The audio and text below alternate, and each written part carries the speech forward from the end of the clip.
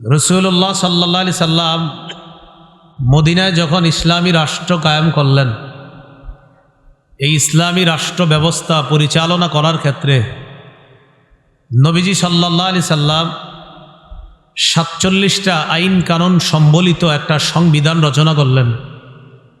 এটাকে বলা হয় মদিনা সনদ।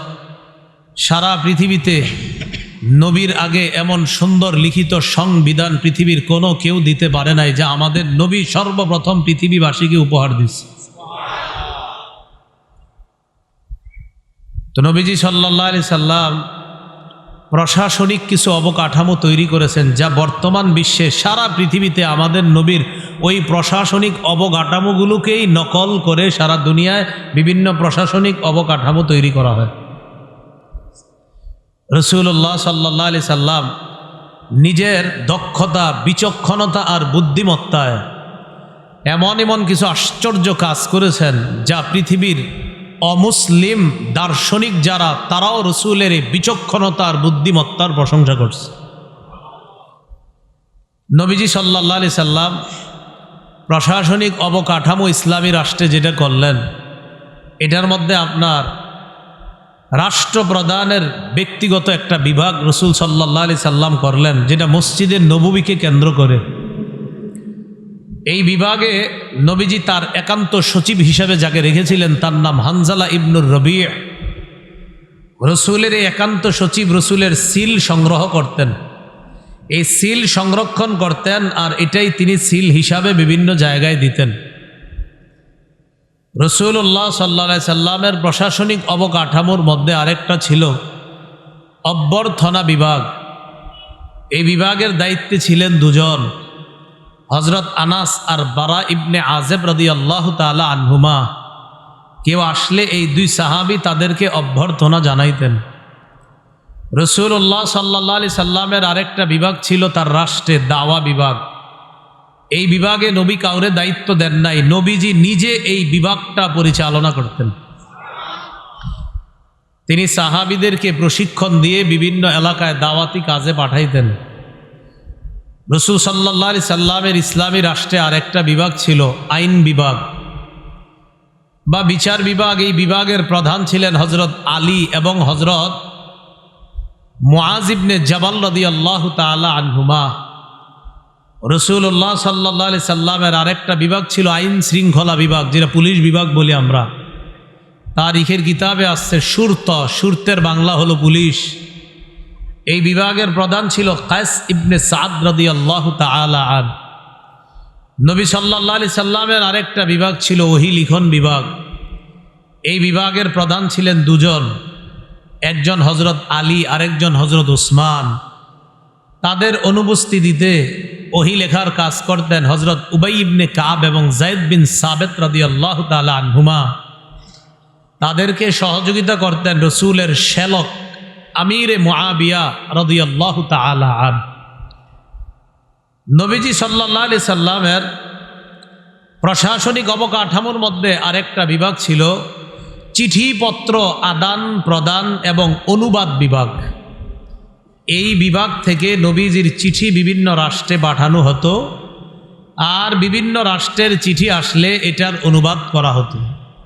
এই বিভাগের দায়িত্বে ছিলেন দুজন, যায়েদ ইবনে সাবিত এবং আব্দুল্লাহ ইবনে আরকাম রাদিয়াল্লাহু তাআলা আন। এই বিভাগের মাধ্যমে রসুল একটা চিঠি পাঠাইলেন বাদশাহ হিরাক্লিয়াসের কাছে।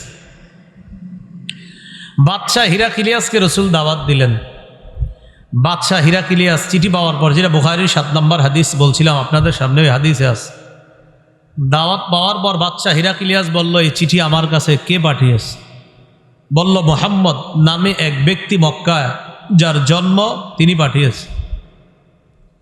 রাসূলুল্লাহ সাল্লাল্লাহু আলাইহি সাল্লামের এই চিঠির কথা শুইনা বাদশাহ হিরাক্লিয়াস বলল, মুহাম্মদ যে এলাকায় জন্ম মক্কায়, মক্কার কোনো ব্যক্তি কি আমাদের এই আশেপাশে আছে?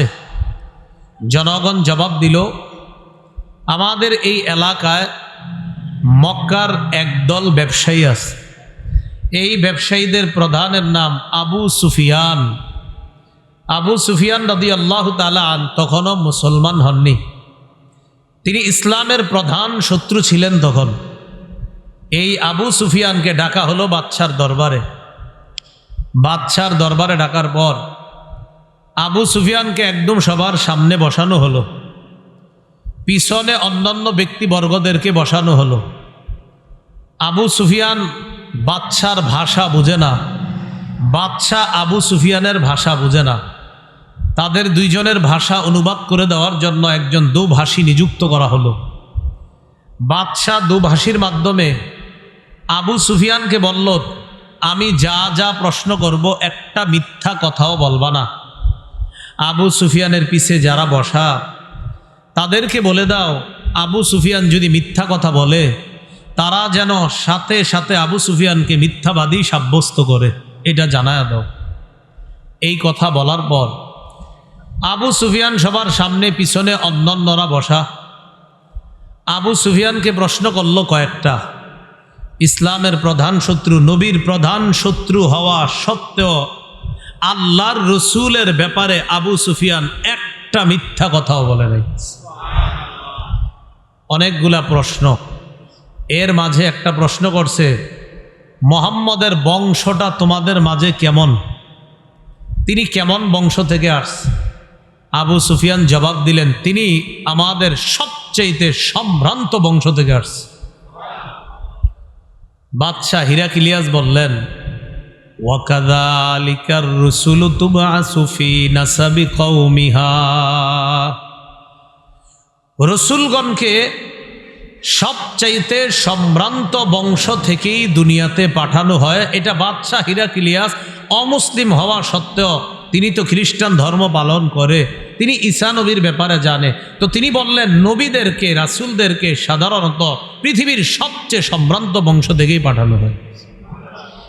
এই হাদিস প্রমাণ করে রাসূলুল্লাহ সাল্লাল্লাহু আলাইহি সাল্লাম সর্বোচ্চ বংশ থেকে দুনিয়াতে আসছেন। নবী যে বংশ থেকে আসছেন এটা আল্লাহর নির্বাচিত বংশ।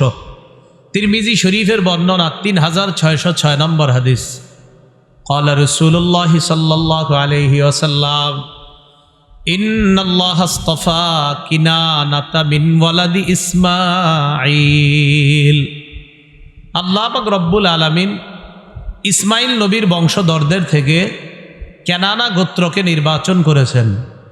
ওয়াস্তাফা কুরাইশা মিন কিনানা, আল্লাহ কেনানা বংশ থেকে কুরাইশ গোত্রকে নির্বাচন করেছেন। ওয়াস্তাফা হাশিমান মিন কুরাইশ, আল্লাহ কুরাইশ বংশ থেকে হাশিমি গোত্রটাকে নির্বাচন করেছেন।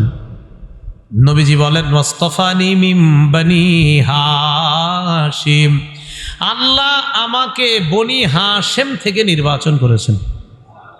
তাহলে নবী যেই গোত্র থেকে আসছে এটার নাম কি? বনি হাশেম বা বনু হাশেম।